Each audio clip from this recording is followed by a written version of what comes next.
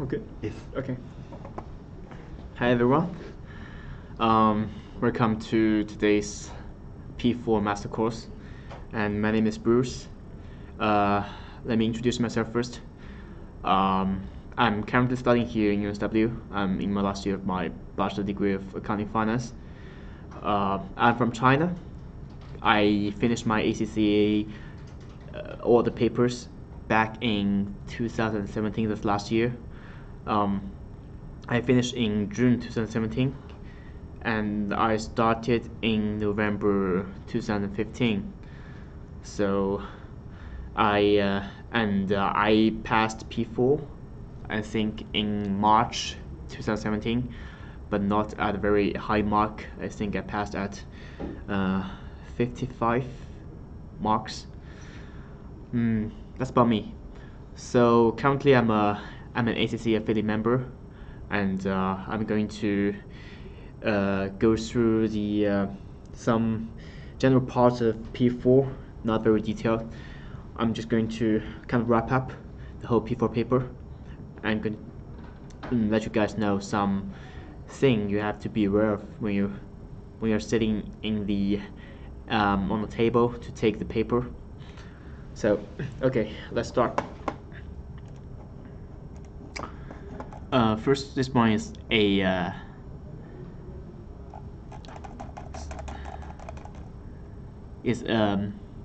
general structure about P4, syllabus and study guide.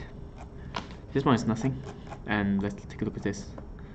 So, of course, first you have to obtain knowledge and comprehension of the whole P4, and you have to apply it and analyze it, and to a highest level you have to make your own synthesis and evaluate yourself. Yeah, that's all ACCA papers are about. And here's guide to exam structure. So actually, talking about exam, I have a little tip for you guys. So we all know that when we take paper, we have 3 hours and 15 minutes. Right now, they already canceled reading time, so we have 15 minutes more. So to actually calculate the math, it's about 1.8 minutes per mark. So actually, we have 3 questions in P4, 4 questions. We have to elect 2 questions out of 3 questions in the last 3 questions. So the first question is about 50 marks, and the third question is 25 marks. So we spend around 1.8 minutes per mark, and that's about 3 hours. So first, if you want to successfully pass the P4 paper, you really have to do the time management thing. You really have to manage your time really good. Yeah, you have to have a good time discipline. So that's the thing about when you take a paper, okay? And we all know that the whole exam structure, ACCA has 14 papers from IF phase to P phase. Okay, so let's talk about P4 right now. So, when we take P4, we must have already finished F2, F9, and nowadays it's P1, P3. They already become one paper, so it's called Strategic Business Leader. Unfortunately, I didn't take that because I did it in last year, so it was still P1, P3. But if you are sitting in the classroom right now, or you're watching this video, you must already finished F2 and F9, that is management accounting and financial management. So you must gain some basic knowledge about like investment appraisal or like business finance. Those parts you have to be really familiar with simple methods like WACC, WACC, weighted average cost of capital. You have to learn how to calculate the dividend, like dividend valuation model. You have to be really familiar with that model, and you have to like the CAPM, capital asset pricing model. You have to be really familiar with that, because in almost every question of P4 you have to use this model.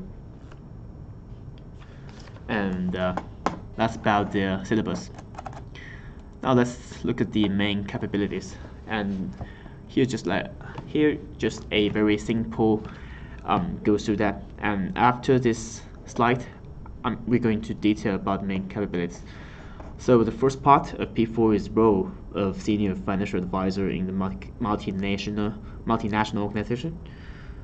So because P4 is advanced level, so we are taking the paper in the view of like CFO. So when you answer the question, when you take the paper, you have to really think of yourself as the CEO of the organization. You really have to consider consider every aspects of the organization, like whether it's financial aspect or non-financial aspect. You have to consider about the company's reputation. You have to consider about the whole macroeconomic environment. You have to consider about the foreign exchange rate, interest rate. You have to consider about risk management. So, and also maybe some parts about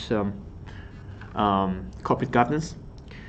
So everything you have learned before P4 will be used in P4. So that's the first part, the role of senior financial advisor in the multinational organization. And second, you have to, as I said before, you have to really be familiar with the methods of investment appraisal. So it's called advanced investment appraisal. Evaluate potential investment decisions and assessing their financial and strategic consequences. So P4 is about strategic. So remember when we take F9 paper, all the things is about just financial consequences. So if you calculate like what is the NPV of this project, you just have to calculate that. You don't have to really evaluate it. You don't have to really discuss it. But in P4, like they have a project, but the project can be delayed for like 2 years. You will have to calculate the NPV of the project. Like it's called conventional or traditional NPV method. But on the other hand, you have to calculate the call option, the real option that is embedded in this delay thing. So this thing is called strategic NPV, and I believe you guys are all familiar with that. So that's about advanced investment appraisal, and the C part, the third part, is about acquisition and mergers. So if you look at past year papers, you'll really be familiar with many acquisition and mergers questions about whether A company and B company is merged together, and you have to calculate whether what is the synergy after tax, and will there be any effects, whether it's financial or non-financial. So the fourth part is corporate reconstruction and reorganization. That's similar with the acquisition and mergers. And the last part is treasury and advanced risk management techniques. So you will have to use advanced techniques like foreign exchange rate management and interest rate risk management. So you have to use foreign rate agreement or option future, and you must be really familiar with that. We're going to go through it in detail. So here's like the role of senior financial advisor in multinational organization in detail. Role and responsibility, financial strategy, ethical. Yeah, people also talk a lot about ethical things, so you really have to discuss something in ethics in detail. I think ethics has like 5 professional marks. So this thing is, they are easy marks, believe me. So actually, if you talk really well about like how ethical you should be, like when you take the paper, you can gain that 5 marks easily. And management of international trade and finance, strategic business financial planning, and advanced investment appraisal, this kind of cash flow, of course. So in almost every question of P4, it's all about discounted cash flow. So the things like non-discounted cash flow in F9, they're gone. You really have to discount everything into the present value in P4. an application of option pricing theory. So this thing is about Blaskow's model. So in P4, you have that formula sheet. You have that Blaskow's option pricing model, the formula in formula sheet. So you have to really be familiar with the 5 factors in this formula. Impact of financing on investment decision and adjusted present value. Yeah, and P4. Another major issue about P4 is the adjusted present value. So you really have to know how to calculate the adjusted present value and valuation of the use of free cash flows. That thing is involved in a lot of discussion issue. International investment and financing decisions. So this thing is about like how you're gonna manage the foreign exchange rate risk management.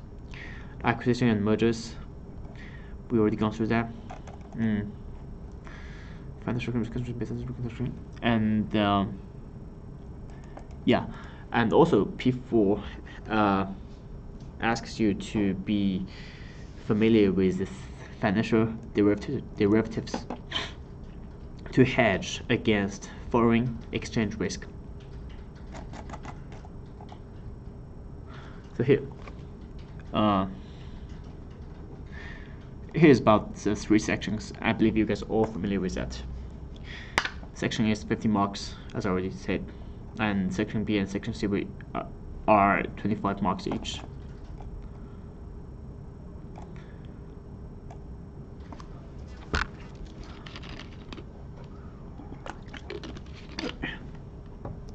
So here we see the detailed roles of senior financial advisor in multinational organization.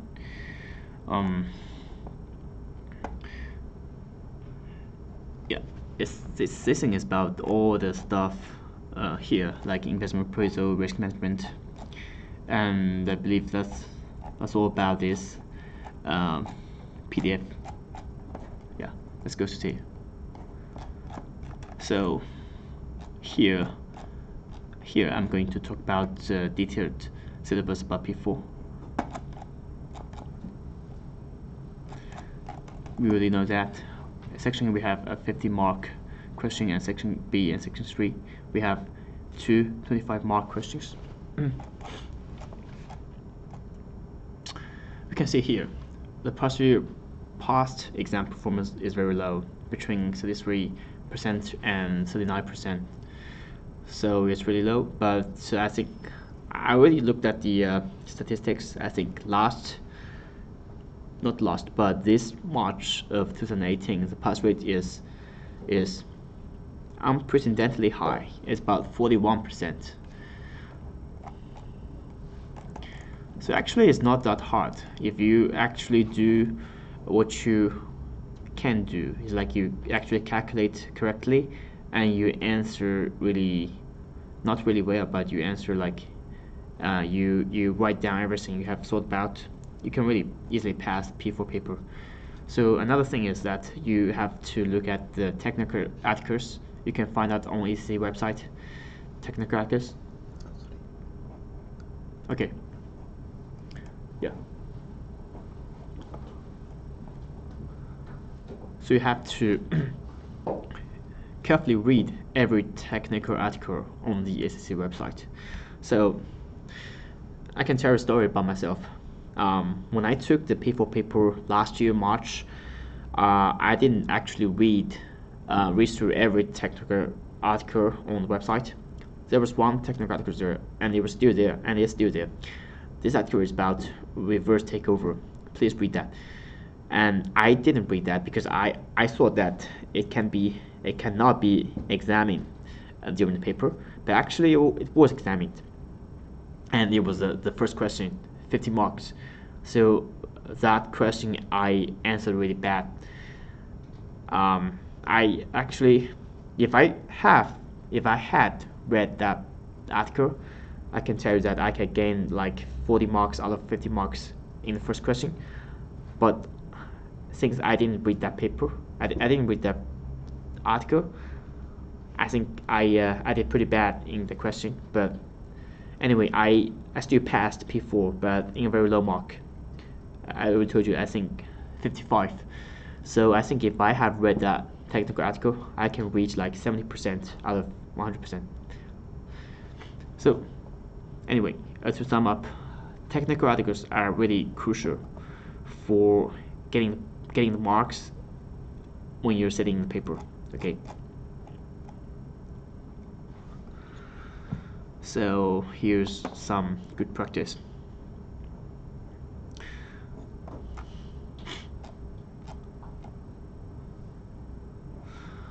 And one thing is that you have to really have an organized and systematic approach to answering the questions. So actually I can give you some tips. I think you already know that. So one tip is that when we answer the question, we have to really use the columnar layout.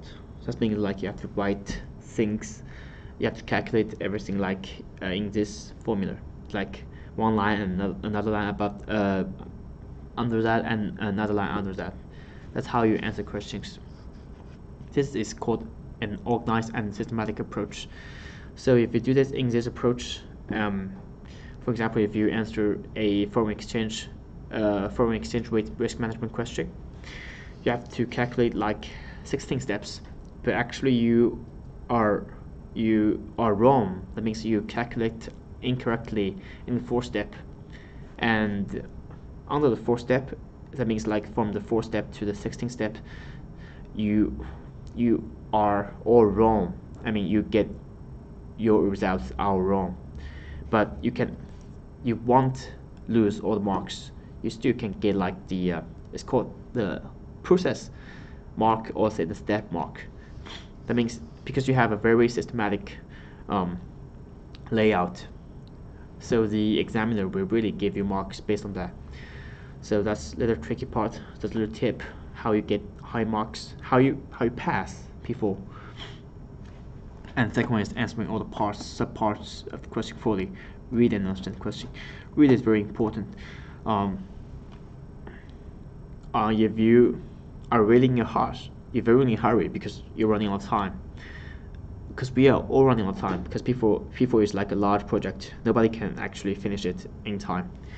I cannot finish it in time. I think I still have like two like sub questions left when I did my P4. So if you're really running out of time, don't rush to answer the question without reading it thoroughly. First read, then you answer, okay? And third one is just like I said, good structure and presentation of the answer, neat, tidy, not crowded. So now it's still handwriting. So actually you should practice your handwriting before the P4 paper. And I think another reason why my mark, although I passed, my mark is very low because I had very bad handwriting. Because nowadays people usually typing, right? They don't write that much. So before you take the P4 paper, I think some of you guys may enroll in the June session of P4, right? So before that, you can start from now. You can practice your handwriting. Start from now. And last point, I just gone through good time management. You really have to be aware of that. Yeah. Here's some pitfalls to avoid: over-reliance placed on past papers and intensive study programs. I think you're all adults right now, so you've gone through a lot of papers, you've gone through a lot of exams. You know you don't have to study that much before the exam, so you have to relax. Don't do intensive study programs. And over-reliance based on past papers. This one is a very tricky one. You have to go through every, not you have to, but you'd better to go through every past paper of P4. They are already listed on the ACC official website. You can find out on that. But you cannot, not you cannot, but you had better not to recite the answers and just write it down. Just recite, just write it down when you take a P4 paper.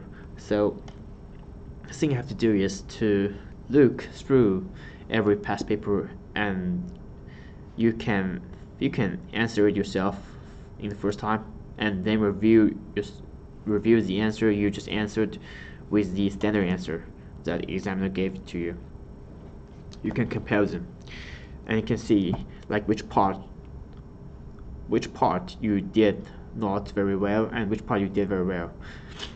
So by that way, by comparing your answers with the answers that examiner gave to you, you can actually know how to answer the P4 questions in examiner's view. So how to really get the marks. And also in the standard answer that examiner gave, they have the points. So if you answer like this point, you have to gain 1 mark. If you answer that point, you can get another point. You can get another mark. So I don't know how to say that in English. We call that bullet point, or say the mark point in Chinese. So you really have to focus on those points. Like for example, when you calculate a math problem, the first step you gain like when we do the PV thing, when we calculate the net present value, if you calculate all the operational cash flows correctly, then you gain like 1 mark, and you calculate all the discount rate correctly, you get another mark, and finally you get the whole NPV, that's another mark. That's what I mean. You have to really calculate every critical point correctly. That's the same when you write down, when you answer those discussion questions. And the third thing is that, the second thing, making fundamental calculation errors. I don't think, because you guys are already here in professional stage, I don't think it's a very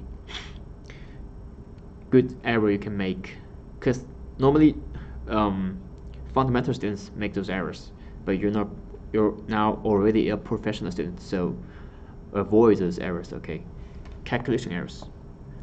You have a calculator, so calculation errors are the very basic errors you can make.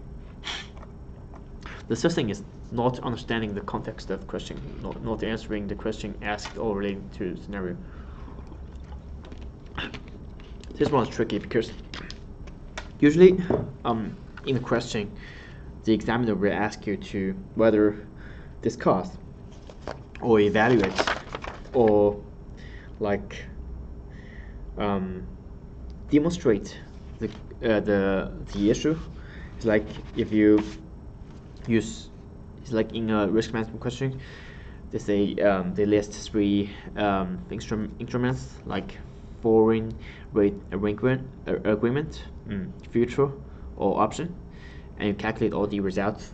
And the second question would be discuss or evaluate which instrument is the best for the company.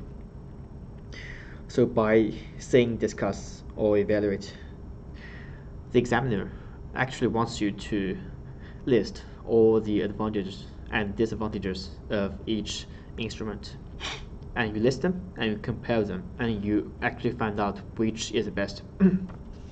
You cannot just list all the answers, say this one is best because it has the highest profit, it has lowest cost.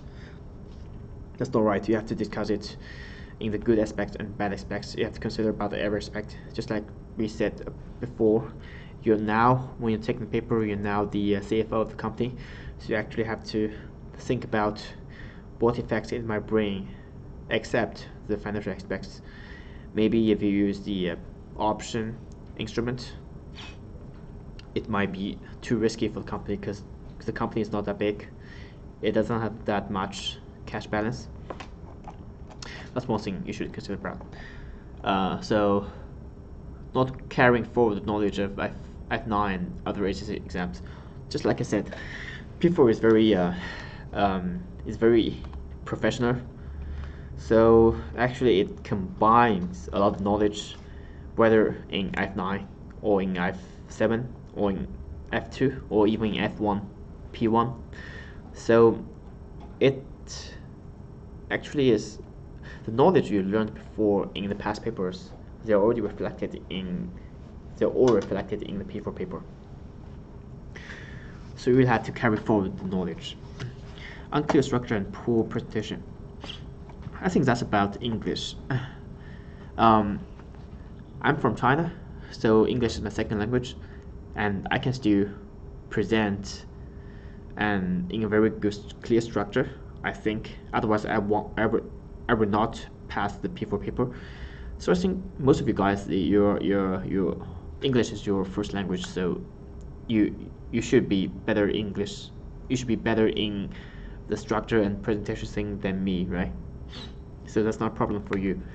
And inadequate knowledge and understanding or inability to apply knowledge to the question. That's about your review thing. You really have to review every aspect of the P4 syllabus. And not answering all the parts of the question. Nobody can answer all the parts of the question except you have time. I think this P4 is normally related to time management. So if you really manage time well, you can answer all the parts very well. Just like I said, poor time management, that's a very critical thing you have to be aware of. Actually, I'm not very good at time management. That's why I missed a lot of questions while I was doing the P4 paper. So what you can do, emphasize the importance of background knowledge, especially F9 knowledge, of course, but also other ACC exams. So I think by saying other ACC exams, basically, or say most importantly, you have to focus on F2, F7, and P1. That's it. So emphasize the need for sustained study for knowledge understanding. Questions spotting is not a good idea. Intensive courses on their own are not a good idea. Yeah, no, but and stress that students must read student content articles and articles from the Finnish press. You don't have to do that. Actually, just take my advice. Read all the technical articles. They're only about like 30 articles, less than 30 articles. I think it's 20 something. After you finish reading those articles, I'm pretty sure you can actually pass the P4 paper.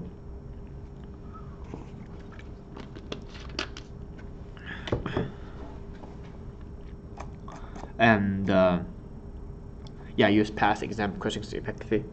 That means efficiency, time management, building structure, and presentation skills, interpreting requirements.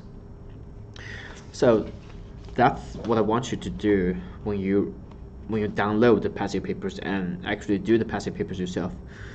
You should interpret what the examiners want you to do. You should think what the examiner actually wants you to answer. Why he said evaluate these two instruments. Why he said discuss the possible effects if the company takes this project. And demonstrate approach by working through questions for the practice questions to time. Yeah, you can practice the questions yourself when you're actually doing the passive papers and present all answers well.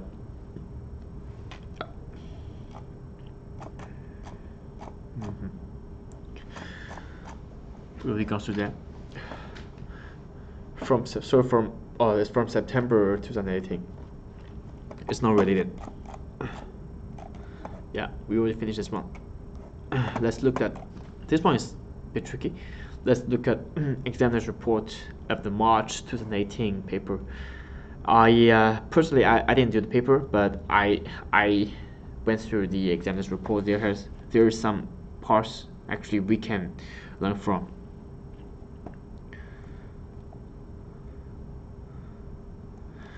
Usually there are 4 questions, right? And you have to choose 2 out of 3 in the last 3 questions. So usually there will be 1 question that is related to the technical articles. So actually, if you have read the technical articles, you can answer that question pretty fluently. You can gain, I can say, 20 out of 25 marks in the question. So if you are not familiar with the issue, you can just choose the other two questions that normally related to the knowledge based in the book, the textbook. So that's what the examiner means.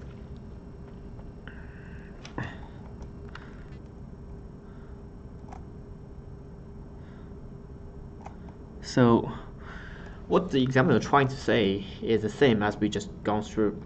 You have to actually,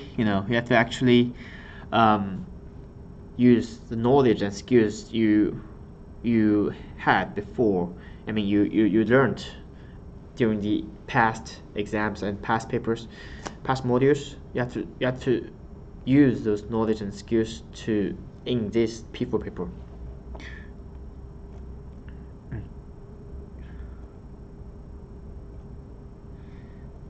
And also program management performance in our written part unsatisfactory.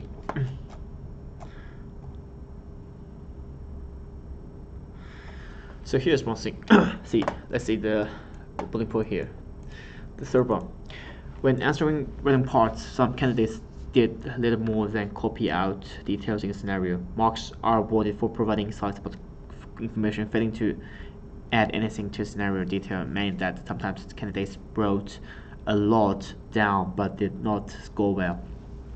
That's one thing that happened on myself before. When I was taking the P1 paper, I gained like 50, just about 51, 52 out of 100.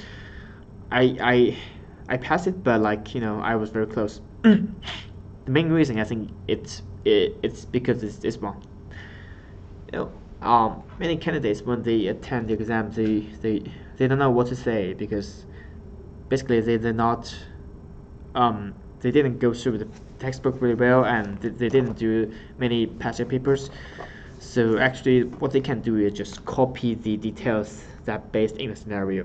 They just copy the question, they just copy parts of the question. Actually you can do that. If you do that, your mark, you can still gain some marks. But the thing is, when you do that, you have to really provide some insights into it.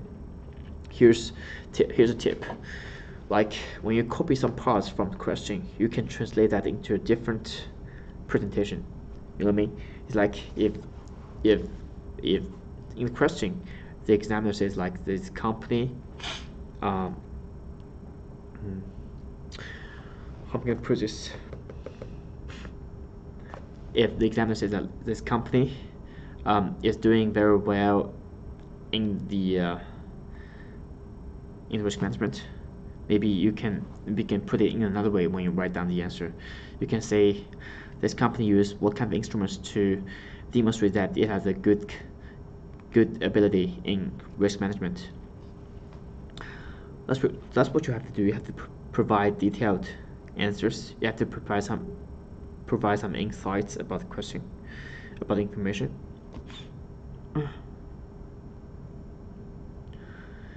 And here, and yeah, the exam. He also talked about unsystematic approach to numerical questions. So just like I said, you have to really make those layouts one line by another line. So only by that you can actually gain the marks that the examiner wants based on the systematic approach.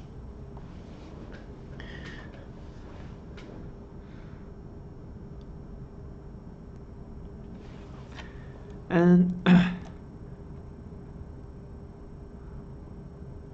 see, in the March paper this year, actually the part A is about the part A of the first question is about the discussion of possible synergy benefits.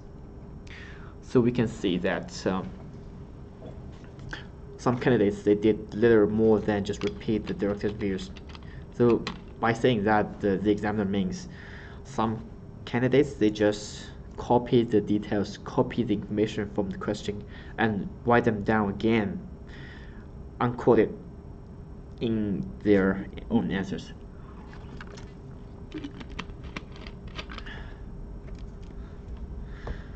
So you cannot do that. Just like what I said, you have to put those words into a different presentation. into a different way to present it, and by doing that you can actually gain some marks.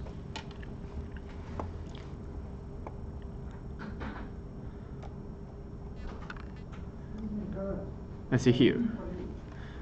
Reoption. Part B is about the reoption question. So it's also about NPV. Like I said, you have to really be familiar with the NPV method and reoption method. So, and do not make any calculation problems, because when it's about reoption question or NPV question, it's really easy but really complicated at the same time, because the question is very long. It has many numbers inside. You have to really make sure which number to put in which factor, and you can just look at the formulae and you just put every numbers in formulae and you just calculate the answers. But the thing is, you have to really be careful. You have to really be patient to successfully calculate to get every correct answer. Okay, let's see here. Many candidates, they scored limited marks through identifying that the value of reoptions should be added to net present value and giving some examples of reoptions. But they failed to develop their discussion by explaining the limitations of NPV and commenting that reoptions valued potential rather than actual flexibility. That's what I mean. Because we're doing P4 paper is professional level, so only calculation and correct calculation is not enough. You have to really demonstrate your own opinion. You have to really comment on that. You have to really discuss the good aspects and bad aspects of the way of doing things. Only by that way you can pass the P4 paper. Only calculation is not enough. And here, combined and whether overall position would be beneficial according to. So policy is about the valuation of target and combined company and whether it's good for the shareholders. So here's another thing. When the examiner wants you to discuss the question, wants you to evaluate whether this movement is good or not, you can always stand in the shareholders' value. You say whether it would be beneficial for the acquiring company's shareholders or whether it would be beneficial for your own company.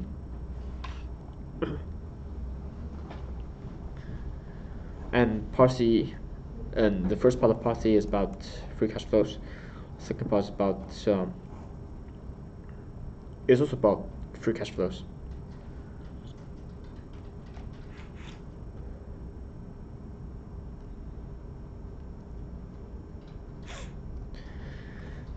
And here, professional marks. Here's a very tricky part. Professional marks is very easy to get, but some people, they just don't get it. Why? Because you have to use a report format.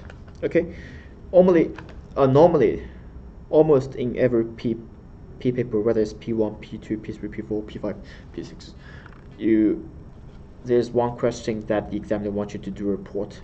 So you have to say, you have to do it in report format. So from which company, like from, for example, you're the accountant, from accountant, blah blah, to which company, and then the issue is about what, and you put date on, and you add a caption, and you answer the first question, second question, third question, and in last you have to write a summary. That's called the report format. And by listing the report format, you can easily get the 4 professional marks, usually 4 marks. And that 4 marks are the crucial for passing the P4 paper. Some people, they gain like 49 out of 100 or 48 out of 100. They just lack the professional marks to make them pass. Actually, when the examiners they're reviewing our papers, they're giving out the marks. If it's like the first time they go through the whole paper, they see is like this guy only can get 48 or 49 marks. The examiner, what they would do, they would actually review the paper again to see whether there are some extra points extra marks they can add onto that 48 or 49 marks to make it 50 to make you pass. So actually, if your final mark is like 48 or 49, it's not because the examiner really don't want you to pass. It's because you really don't have any other professional marks to add onto that. Okay. Sorry about that. So I think now it's good. So, okay, Part D asked about shareholder protection and two possible defenses in takeover situations.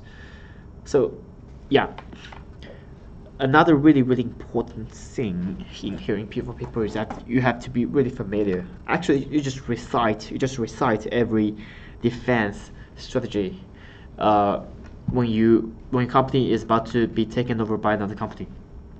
So here we can see crown jewels defense and the poison pills, or say dark knight, the white knight. So you really have to be familiar with every defense strategy, and you just know what the process is like, what it means by like poison pills. By poison pills it means like you sell some really important assets to make the target company, make them unwilling to actually take over the company. So, and by white knight it means like if company A is going to take over company B, and company B actually he asks for another company C to take over company B. So you just know what actually every defense strategy means, and by doing that you can actually answer part D pretty well.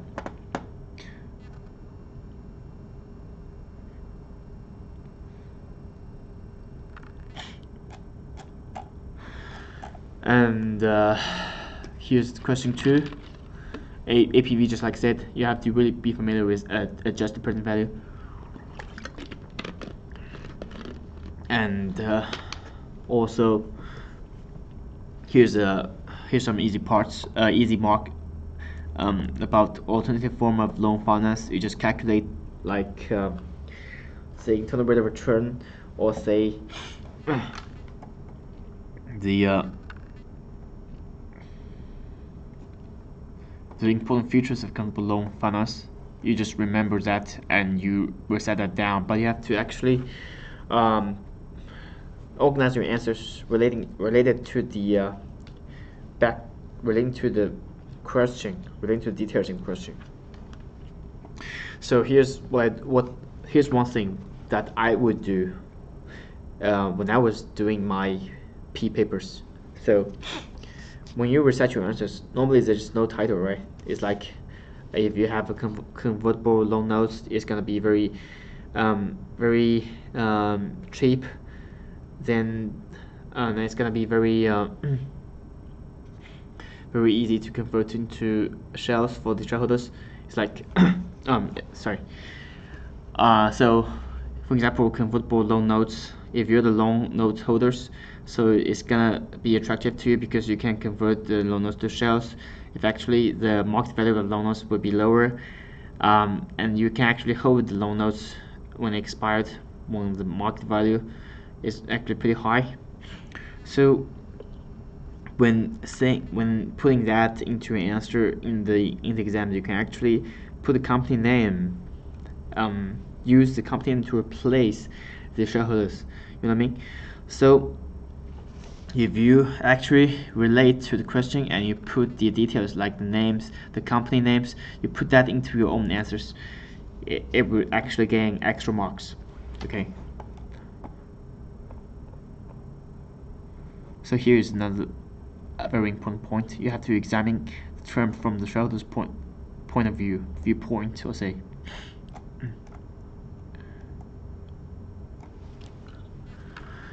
And actually, question 3 is a very easy question because Black Scholes option pricing model is examined here. So what you're gonna do is just you find the exact correct numbers to fill in each factor, and you put that in the formula and you get the result, and you slightly discuss it, and pretty much you can get like 9 out of 10 marks. And the part 2 of part A is about the cash payments of grown-up shares as methods of giving directors bonuses. You just discuss the good points and bad aspects of the cash payment. Like cash payment is a lot for the company because companies don't have that much cash, but actually shareholders may prefer that because shareholders prefer liquidity. Just saying that kind of reasonable stuff, and you can gain some points, get some marks that will actually make you finally pass the P4 paper.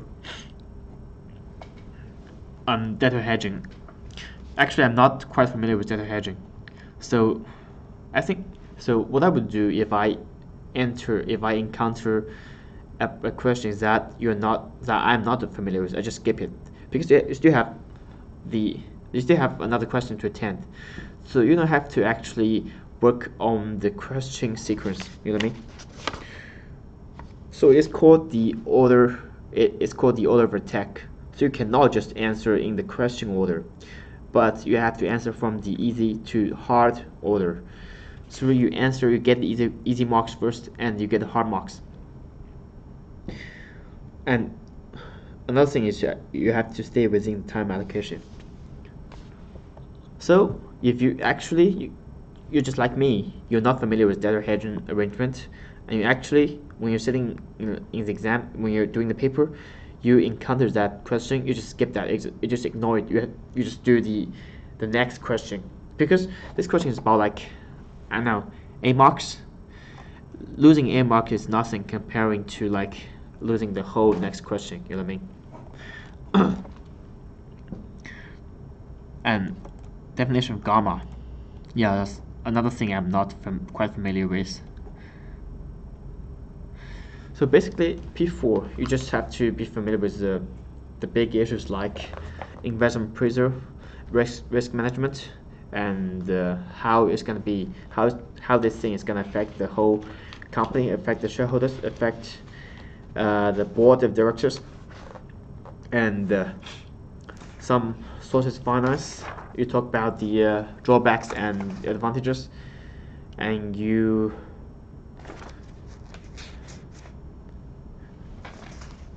wait a minute. Yeah, and you should do the format. You should be quite familiar with format. Answer every question in a systematic way, and that is very crucial to success. Yeah. And here we can see shareholder gain and shareholder distraction. So you should always stand in shareholder's view. So here, question 4, we can actually see that it's about hedging strategy. Subsidiaries operating in a number of countries. It's about like multinational company, the issues arise. Discussion of advantages of multilateral netting. Consider use market-based transfer pricing as means to resolve disputes. Okay, I'll tell you what. This question, there is a technical article about this hedging stuff and multinational netting stuff in ACC Global official website. You can actually check it out there. So if you actually have read the technical article about this question before the paper, before the exam, you can actually succeed in this question. This is what I mean. So technically, this question, all 25 marks in this question are easy marks. So we can have a look at the conclusions that the examiner gave. To sum up, candidates need to spend enough time studying to acquire sufficient knowledge of all areas of syllabus and answer plenty of exam standard questions to develop their application skills. So, I think one thing I suggest you guys to do is before the exam is like, if I don't know the exact date, for let's say it's on the 10th of June. So on the 8th and on the 9th of June, you don't have to do the past year papers. You have to review every question again. I think what you have to do is just to review the syllabus like twice or thrice, and you just just look at the answers you already did and compare it with the examiner's answers. You have to really get the examiner's point. That's what I would do if there are only 2 days left for my exam. And candidates must be able to identify what is important in scenarios, respond fully to requirements, appreciate what is important to business. This one is really important. You have to appreciate what is important to business and financial stakeholders. So actually, I was kind of wrong, just right then, because I think the word I used is shareholders, but actually, P4 is a strategic paper, is an advanced paper.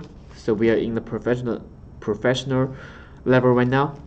So we can not only just think about shareholders, we have to think about stakeholders. Okay. So by saying stakeholders, it means like every part, that is every party that is affected or affect your company. Let's do it once more.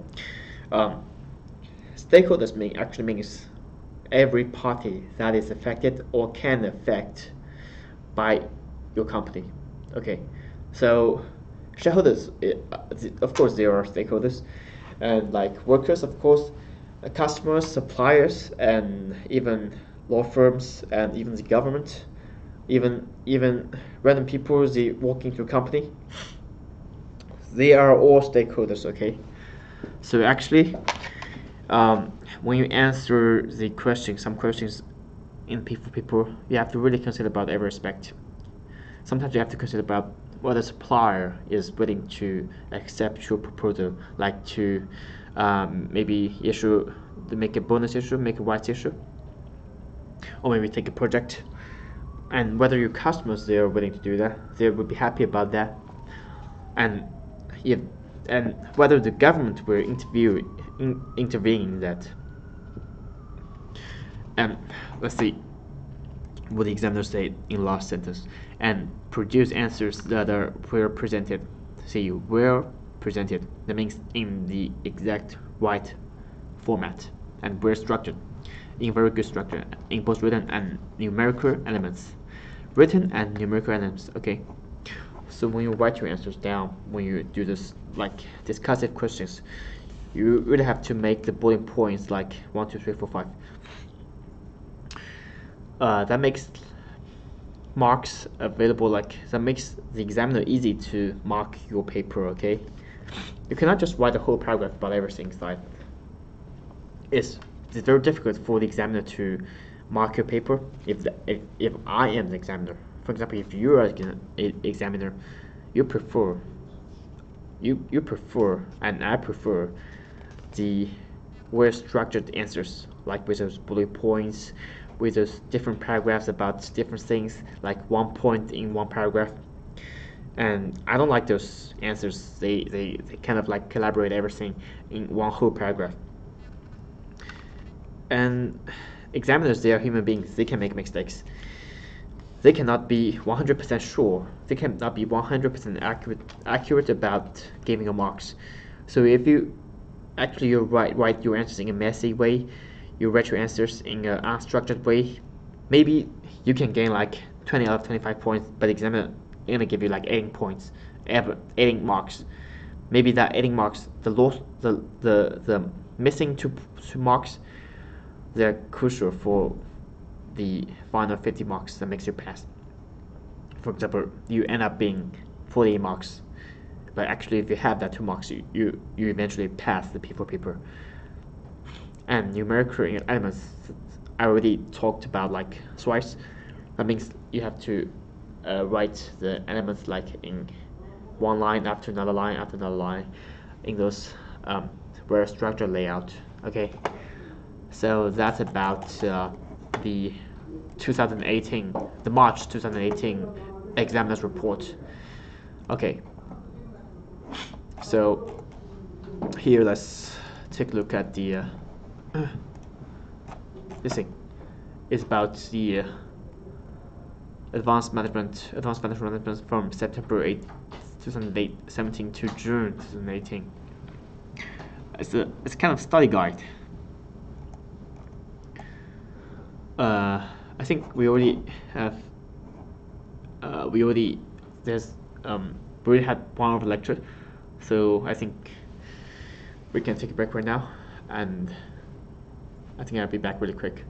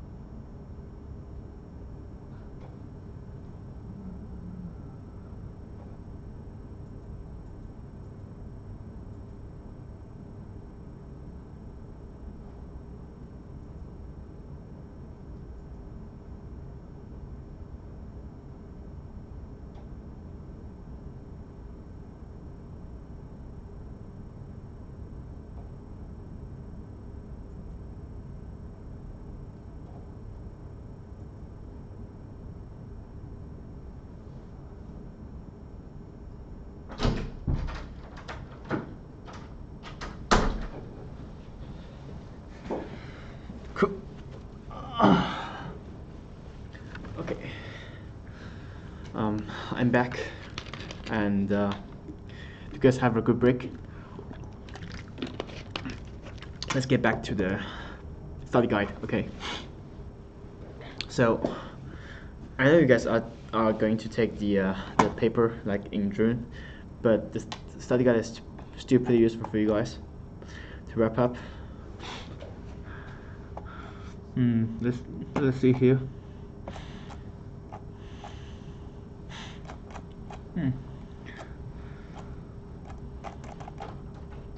Okay, I think we just right now we're going through the same things again. So just like I said, right, here's P4 Advanced Financial Management. It's based on the basic knowledge of F2 Management Accounting and F9 Financial Management. It's the most advanced level of financial management. That's why it's called Advanced Financial Management. But at the same time, there are two supporting papers. That one I just missed. It's called SP2. It's called Corporate Reporting, or you can just use knowledge based in F7 financial reporting. But either way, it needs the knowledge of financial reporting because there are many statements of financial position or statements of comprehensive income, or even statements of cash flow in P4 paper. So you really have to understand what the statement is about. You really have to interpret every number. And at the same time, P1 it's called corporate governance and ethical standards, something like that. You have to really understand the corporate governance, things the examiner will ask questions about corporate governance in the P4 paper.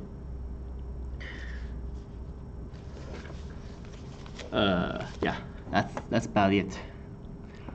So let's take a look at this passage.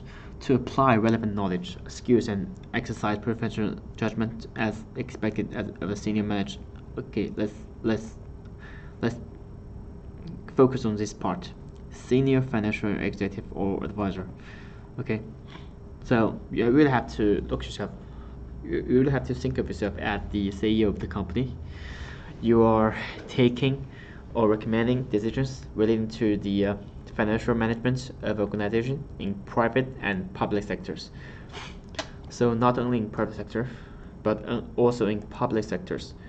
So by saying public sectors, you have to use the knowledge of P1. We have to consider what the government is about. You have to consider like what basic functions that public sectors are for. Normally they're non-for-profit. So you can use 3E economic, efficient, effective, use 3E models to assess their performance. And we already gone through the main capabilities, expand, evaluate the role and responsibility, evaluate potential investment decisions, and assessing their financial and strategic consequences, assess and plan acquisition mergers as an alternative growth strategy, and evaluate and advise on alternative corporate reorganization strategies, and apply and evaluate alternative advanced treasury and risk management techniques. Okay. Relational diagram of main capabilities. We already gone through that. As you can see, each part A, B, C, D, they are intercorrelated. So you will have to be familiar with every aspect of knowledge. Yeah. Oh, by the way, P1 is called governance, risk, and ethics. Sorry about that. I just made a mistake. Detailed syllabus. We already gone through that. Foreign risk, interest risk, multinationals. Yeah, just really pay attention to that, multinationals, and relate this thing with foreign exchange risk. Okay. And here, yeah, we go through that. How about let's say here's the tricky part. Actually, you have to recommend the optimum capital mix and structure within a specific business context and capital asset structure, and recommend appropriate distribution and retention policy. This part is not much examined. Maybe it will be examined in future papers. So you guys also have to go through that part about the distribution and retention thing about the shareholder, their dividends, and and the remaining part that is retained is called capital retention. As it's called retained earnings that is retained in the company. And I think here's one thing that I didn't mention. In P3 it's called business analytics. We use many models like PES models, SWOT models. Here in P4 you can also use a model. So you're the CFO of the company. Your company is operating in a big environment. Your company is interrelated with other companies and other like government, customers, suppliers. So assess the organization's exposure to business and financial risk, including operational, reputational, political, economic, regulatory, and physical risk. Actually, you can just use the PESTEL model. It means political, economical, social, technological, ecological, or say environmental or legal. So you have to consider about the big aspects and the small aspects in whether in the strategic and operational level of the company. So that's about it.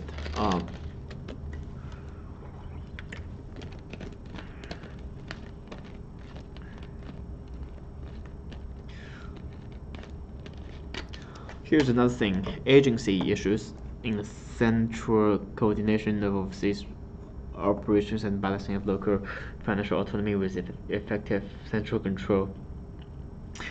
This thing is not much examined, so and personally I'm not quite familiar with this issue, so let's just continue. How the actions support trade organization, international monetary fund, World Bank, and central bank can affect a multinational organization. It's also one thing that is like the current issue is not much examined.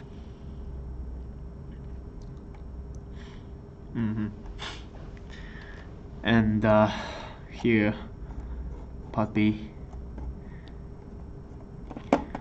Inflation, taxation, single, multiple period capital rationing, or capital rationing. You have to really be careful about that. Hard capital rationing and soft capital rationing. You have to actually differentiate between that. Yeah, there's another thing: probability analysis and sensitivity analysis when adjusting for risk and uncertainty in investment portfolio. This pretty much is much examined, so you have to review that before the exam. Duration, duration is a new thing before, so take a look at duration. No, review the duration before you take the paper. And Black-Scholes option pricing model, of course, you have to be really familiar with that because I think 100% is going to be examined in the P4 paper in June. And MM model, everybody knows that. Pecking order, adjusting effects, static trade-off theory. So you have to know what each theory is about. You have to illustrate. You have to be able to illustrate that when the examiner wants you to discuss the related issues. Valuation is the tricky stuff, so not much examined, but when it is examined, you have to really know how to do it, whether you use net asset valuation model or dividend valuation model or other models. You have to really be familiar with that. And here's another thing you can talk about when answering the M&A, merger and acquisition questions. That is, there are three synergies. We usually simplify synergies as like SAT. That means synergy after tax, right? So revenue synergy, cost synergy, and financial synergy. Maybe there will be even more like reputation synergy, something like that. You can talk about that in the exam. And book value plus market-based models, cash flow models, free cash flows. So I think you guys are pretty familiar with that. So last one here. And yeah, here's something I didn't talk about. Currency swaps or foreign exchange swaps or currency options. So basically, if there's a question about swaps, it's gonna be like this. Say company A is operating in the USA and company B is operating in England. So company A wants to actually borrow in pounds, English pounds, in British pounds, and company B is going to borrow in US dollars. So actually, a company A has a pretty high interest rate if this company borrows directly British bonds, and company B would have a very high interest rate if it's going to borrow directly in US dollars. So they swap the capital and they pay the interest themselves. So company B borrow in British pounds and company borrow in US dollars and they swap, right? Usually there will be like if company A is borrowing in fixed rate, and company B will borrow in like volatile rate. That means company A borrowing like maybe LIBOR plus some percentage, and company B will borrow like sorry I just swapped. Okay, company B borrow in LIBOR LIBOR plus some percentage, and company A borrow in some percentage, maybe 3.8%, and they swap. Okay, and maybe there will be a bank to operate as a middleman, or say agent to charge some agent fee, and you have to calculate how much they're gonna save at last, and calculate APR, that's called annual percentage rate, and then you're gonna discuss like is it good, is it bad to swap the principal to make the currency swaps, why or why not, and you just summarize it, and that's the whole structure of you answering the hedging question. And usually there will be 4 kinds of instruments examined in the risk management question: FRA, forward rate equivalent, or interest rate future, or interest rate swap, or interest rate options. And there will also be like a foreign exchange future, foreign exchange swap, foreign exchange options, something like that. Okay. Yeah, let's go to the last thing, prepare to pass. Okay, so sorry, is it good? I think that's good.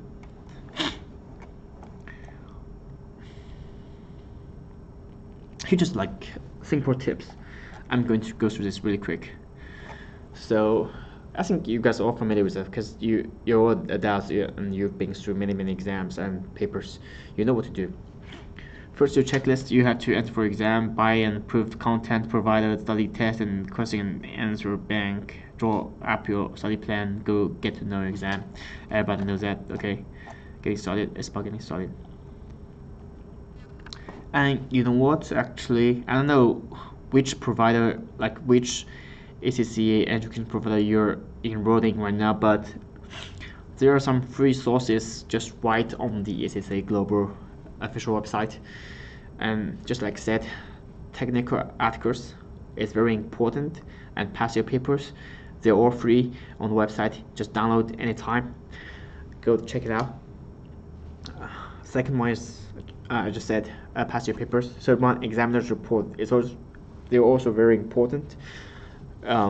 Please just go through that before you take a paper. Okay. What else? Yeah, and many other kind of articles and little tips.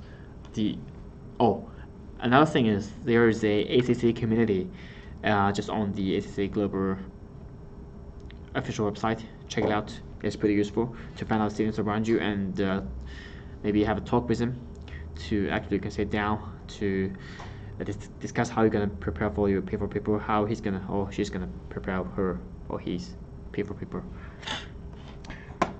Is our exam plan true? Just like I said, it's a learning community. Exam resource finder, student accountant, professional skills model, PPP. Okay, BPP, English language support. Okay, you can buy those textbooks.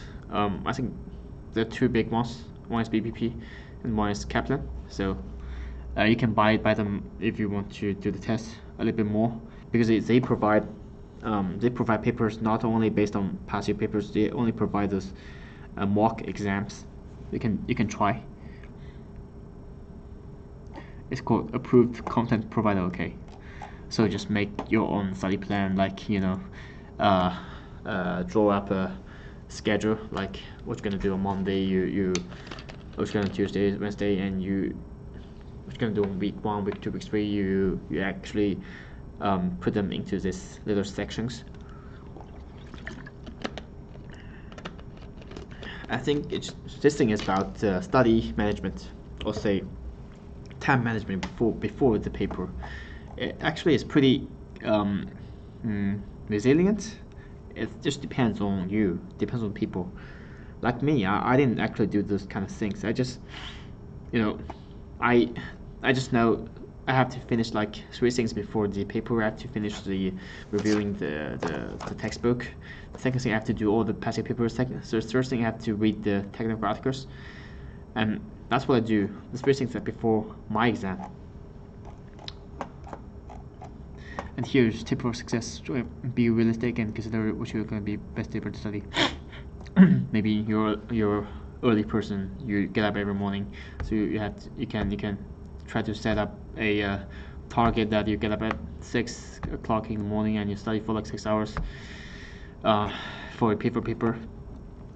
And anyway, it depends on the person.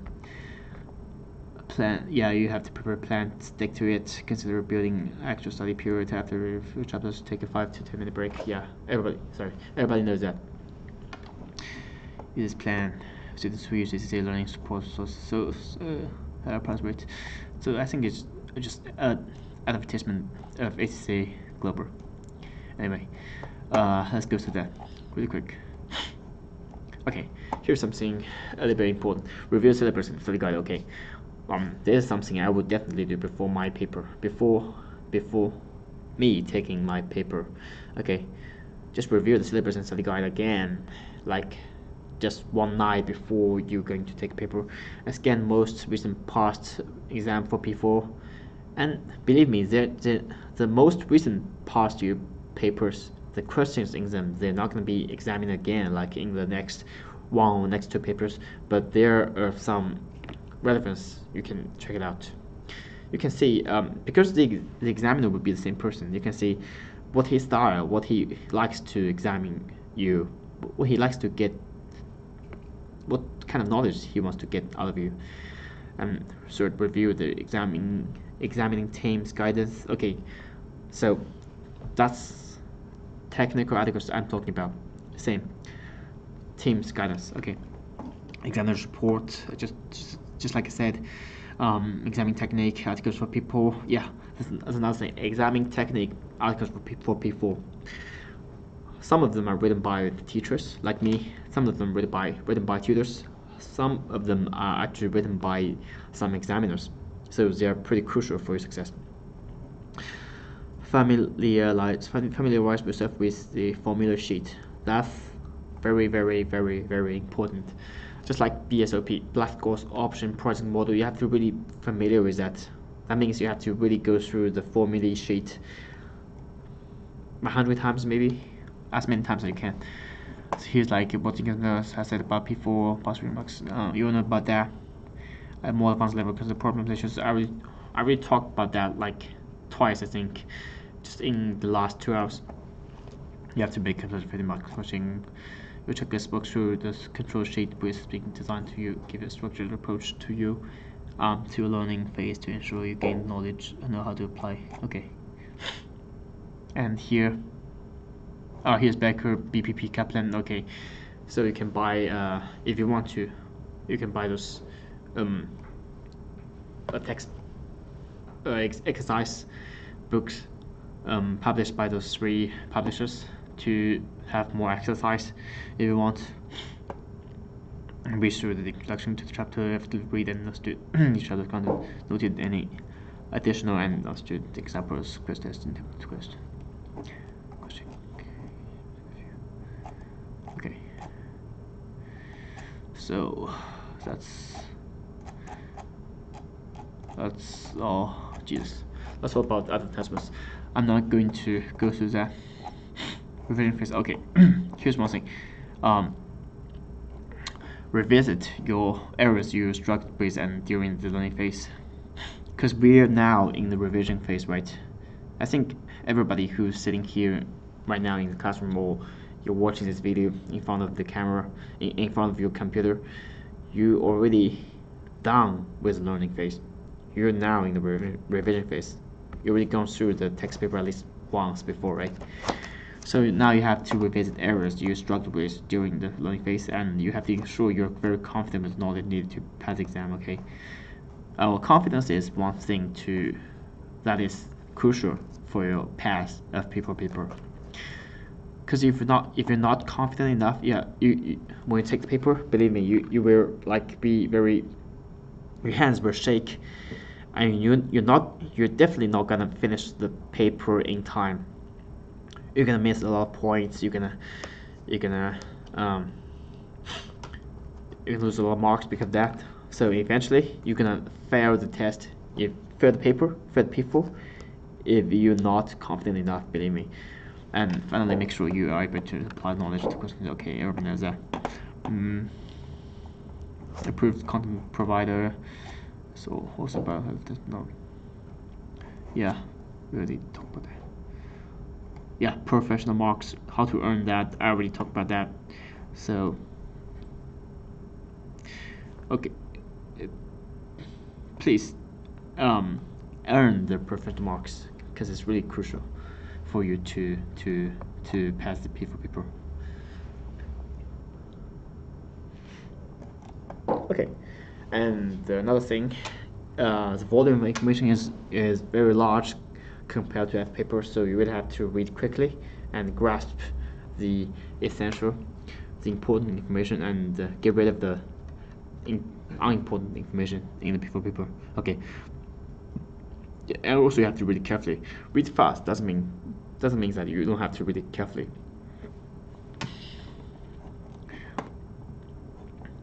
Free cash flow model. Okay. So whether we setting the paper of F9 or P4, it's about financial management. The crucial part, I think, the essence of financial management is about discounting, is about present value, is about free cash flow. So anything is circled around free cash flow. So you really have to be aware of you will have to be familiar with the free cash flow model. And remember, depreciation is not cash flow, okay? You should always add that to your cash flow when calculating the free cash flow. Okay. Okay, on another checklist. Ensure you're familiar with exam format, style of questions, the way marks are allocated. Yeah, the way the marks are allocated, just like I said. Some marks, they are allocated based on the points you talk about, or based on the structure, based on how well you structure answers, how well your answers are laid out. Okay, and here, just like this one is an example. Say cost of equity is 1 mark, cost of debt is 1 mark, market value 2 marks, market value of debt 1 mark, cost of equity 1 mark. So all the marks are based on these points. So if you get all the points correct, you can get all the marks. So some other words you wrote down, they doesn't matter. Okay, that's all about points. Make sure you're ready to walk into exam. Yeah, we all know that, right? So relax and don't overanalyze. You cannot change anything now, but you guys can actually change things, because we still have like 1 month approximately left. So anyway, good luck. Yeah, and below, see the last 3 pages about the links, but actually you can go get all the resources once. Just log on to the website www.hsaglobal.com. That's it. Just go to the official website. You can get everything there. Okay, and this all free. Okay, so now I guess we come to the questions and answers phase. You guys have any questions to ask me?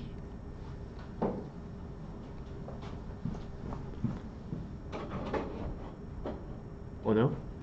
Or good?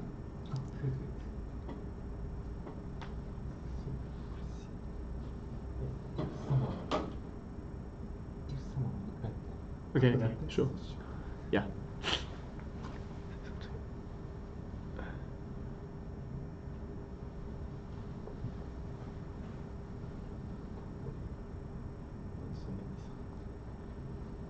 Okay, sure. Maybe you can cross. Okay, sure. Okay. I think you guys don't have any questions, right? Oh yeah. Okay, anyway, good luck for exam, and that's it. Thank you for watching.